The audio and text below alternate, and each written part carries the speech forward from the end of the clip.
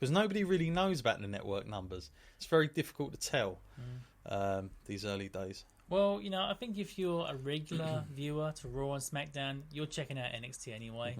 So I think you have that solid commitment from those fans.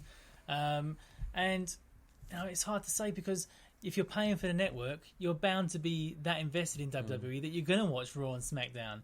So I kind of feel like it's just those fans that are already into it. I'm not sure there's any people out there who are watching AEW and just tuned in for NXT. Yeah. I think that's on the lower side of people. I feel like people are more excited for what AEW are going to bring on that side of the table, that they're going to just stick down that route. But, for me, myself, I would recommend seeing both, because I think they're both going to be great shows. And I'm hoping, that it will continue down the sort of the path that NXT has paved up until this point. And hopefully Triple H stays in control of this thing, because his vision's been good so far. Yeah, he's basically coming out on every which way saying he's the guy still. Vince is there, but he's the guy. And, I believe that until we get past 2 months and we see what happens, especially if it goes wrong. That's when I'll really believe it. But yeah, it's fascinating with the ratings, because you think 1.6. Funny enough, I was thinking, blimey, everyone talks about NXT up against, AEW, but I was trying to think, playing devil's advocate a little bit, what if NXT started to do better ratings than Raw? What does Vince think then? Do you know what I mean? Where does he go from there? That would be another worry as well, surely, because if you think about star power, there's supposedly Raw and SmackDown. You've got Roman, you got Brock, you got all these major big names supposedly, but yet a show that is considered as a development part, and I don't know that those guys with their contracts currently have as good as contracts as the guys on the main roster do. So that would make me slightly nervous internally for WWE. I think that's something they may have to consider at some point. That would be a huge point of friction between sort of Triple H's standpoint and Vince's standpoint. Yeah. When you think about the top stars on the main roster now, most of those guys are former NXT stars. Yeah. So, if Triple H had access to that, if he could say, on NXT, I'm allowed to bring in, let's not just say the wild card, because that thing sucked, let's just say that. But if Triple H could bring in special guest people for matches, bring in Sami Zayn, bring in Kevin Owens, bring in Finn Balor, I have no doubt that NXT would rival the top shows easily. Okay. I want to throw something else out there. If you could get 5 guys back in NXT, which will probably be former NXT guys, like, who are some of the names that really need it? Because let's be honest, we've always said this, man. We always get emails to say we were right. All the guys that do well at NXT do terrible when they go up to the main roster.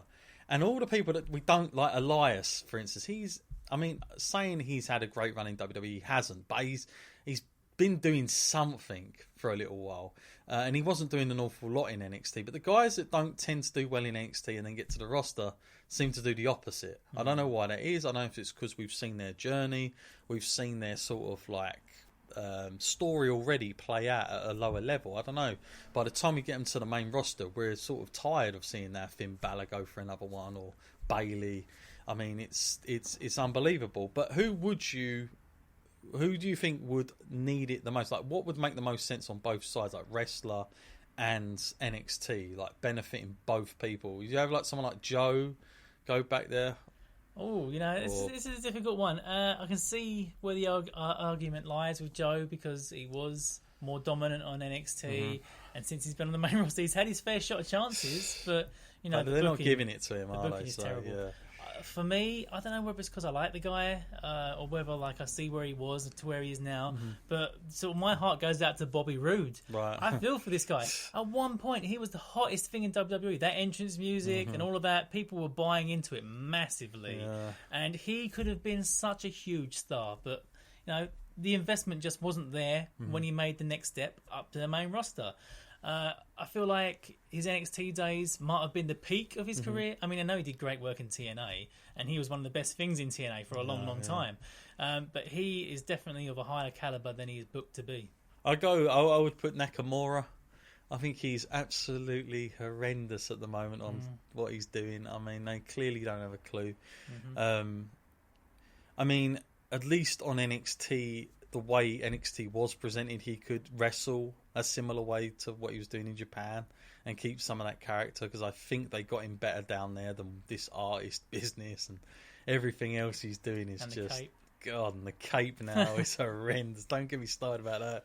I mean, here's a guy who, 3-4 years ago, we were doing like an awards thing, like me and Matt were handing them out, and I said, my guy, New Japan's Nakamura, hottest commodity out there, gets the WWE. I'm thinking, there's no way they can balls this up. Oh, they can. Yeah. They can do it, and they can do it one better as well. They can do it with Bayley, they can do it with Finn Balor.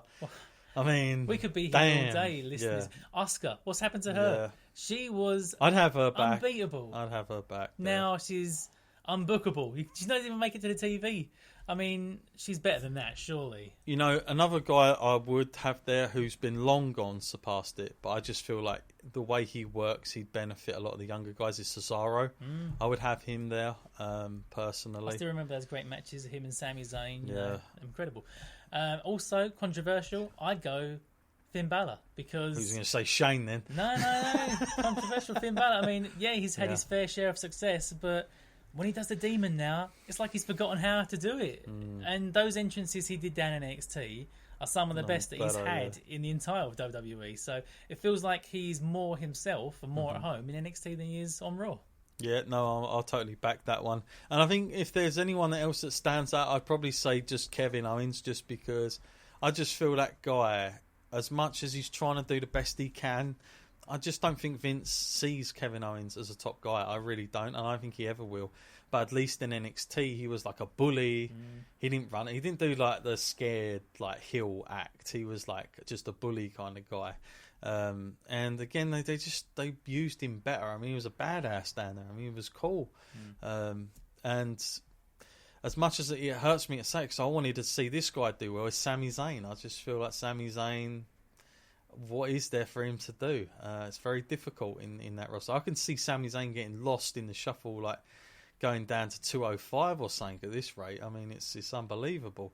Anyone else, Matt, that's brings out to you that you'd have back there? Or? I want to name more women, but now I'm coming to the realisation just maybe how strict the main roster's women division was, that they all need them. They can't do without them now. You can't just send one of them back to NXT because they're needed so heavily now. Yeah, no, I totally agree with that. AEW, Matt, obviously they'll run up against it in a couple of weeks. It's going to be fascinating to see. Now, we know the rating now. I know last time we spoke about it, we didn't. Getting that 1.6 in, what does that tell you? Does that give you any... Should AEW... If you're AEW now, Matt, and you see the way they're going to produce it, do you go, hang on a minute, we can go all out on production now. We can make ours look better. And, I mean, is there anything now that they would know? Because that's the benefit. I mean, although WWE have got the jump on them a couple of weeks on TV, AEW can actually observe it, and they will be. I mean, there's no way they're not watching it. Is there anything they take from what they're doing where they could actually sort of use it as a benefit for their own? Pyro, probably. Well, you know, they had all this to see beforehand from NXT anyway. They knew what NXT was about. They knew what their competition was. If anything, seeing it make the transition now to sort of a proper TV show rather than a network show, I feel like they would feel they can compete more because although the NXT show was good, it wasn't as great as some of the previous ones we've seen on the network. And it's hard to gauge where that's at because maybe that was a one-off. Maybe next time it will be even better. Maybe they're laying the groundwork for something. But no doubt, I would say AEW's confidence is high because people like the Young Bucks, they know that they are the best tag team in the world. I mean, a controversial thing to say, but you know, who does it longer and who does it more consistently and more fluidly than them? Not many, and that's something that WWE don't have. They don't have a fluid tag team like that. Yeah, horrendous, really. And it's going to be interesting to see what AEW do with their women's division as well, because in that Battle Royal that we saw last time, I was like quite shocked how many talent they had. I couldn't believe how many. So you never know. I mean, what I hope they do is that they focus on everything WWE haven't got. They get behind what, you know what I mean? You've got to be different. You don't want to do what TNA did, which was basically try and replicate what WWE was doing a lot of the time. I think if you stick to your own stuff, that's the way to go. And you know, they've got the guy at the top, Jericho, who, you know, massively experienced. I think everything's in place there now. I mean, they haven't gone out and signed anybody else, but I don't know if they need to at the moment. You know, they've still got, you know, a lot of potential matches that can happen. They brought in Tony Schiavone now. We're in a lot of rumblings that it'll be him and JR possibly. Yeah, this is part to of the spearhead. So part of the reason WWE is too scared to let anyone go. Yeah, because you know we saw recently Luke Harper returns. Yeah, he's another guy. You know, he could have been a big star in AEW. Yeah. I mean, not saying they would want to sign him, but I'm just saying. Yeah, for yeah, instance, yeah. if you let someone like that go, there is that danger. Well, they've only got to look at Sean Spears and see where that's gone. Yeah. You know, a guy that's wasn't exactly doing great things in WWE, and yet you can turn him into a positive. So, you know, Dean Ambrose is a slightly different thing altogether. Dean Ambrose was, you know, he'd made it at the top, he'd won the belt, wasn't doing anything that great towards the end. I'll say that much. The only time Dean Ambrose got popular is when we knew he was going.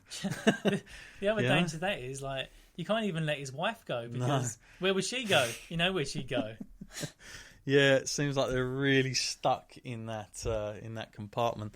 So yeah, very interesting. I'm glad they let Morrow do his normal stick. You know, he didn't seem to change one iota.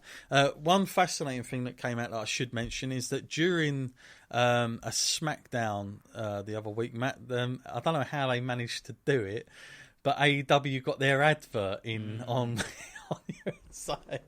How on earth does that slip by?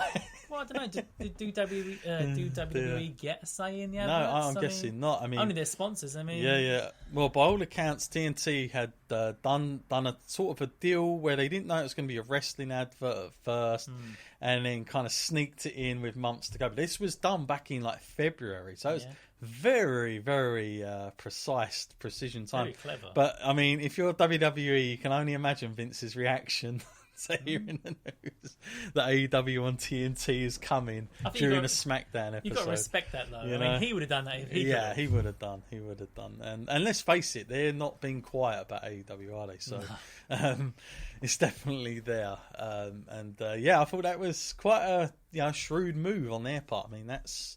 You want to get more eyeballs. What I will say to wrap this one up is that AEW, that TV commercial, I mean, that's one of the only things they've done sort of commercially towards it. But I will say they've done an excellent job, better than WWE handle the social media platforms. I just feel like, and I tell you how this come to me, is I watched Triple H and Stephanie recently, a couple of weeks ago, and they went to this convention for YouTubers. And Triple H was like, I haven't got a clue about these guys. And then after he come out of it, he said, we need to start using these guys.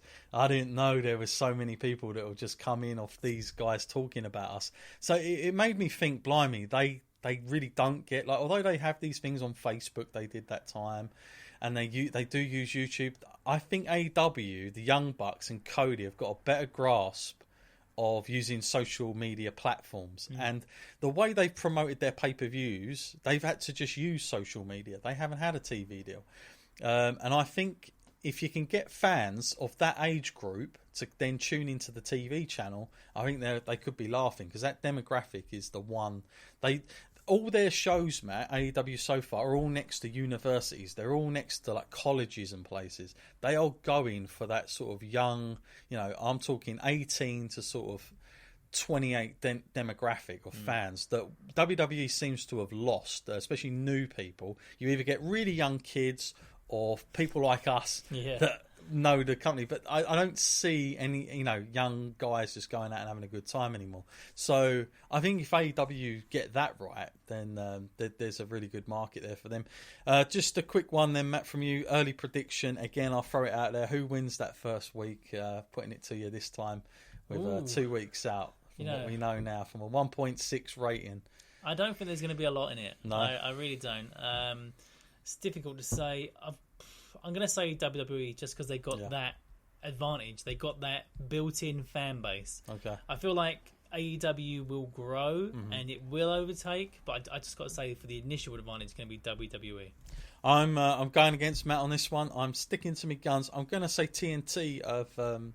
They're going to promote this. They're going to put it on everywhere they can, I believe, on this network. So I'm just going to give them the upper hand. I actually think it'll go the other way in future. I think NXT may catch up with them, so it might be the reverse. But I'm going to go with an AEW getting the upper hand. And that, once they get the upper hand, that's where you're going to see WWE react very differently. And that's where we might see if Triple H really does have a